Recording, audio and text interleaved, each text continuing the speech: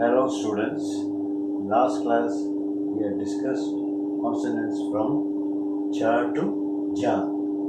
In the same manner, other consonants from nya to nya can be written followed by subconsonants.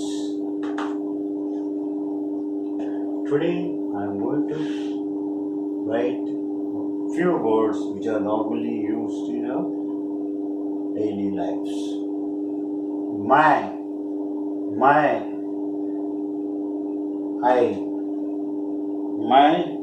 I, tum, you, singular. Aap, you,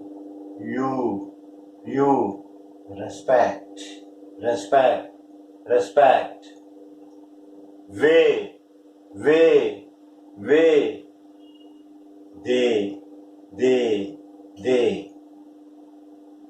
wah,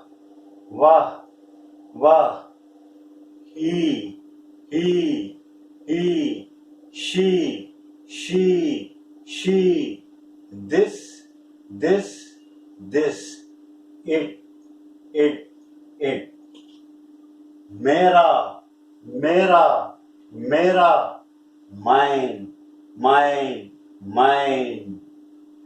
Tumhara,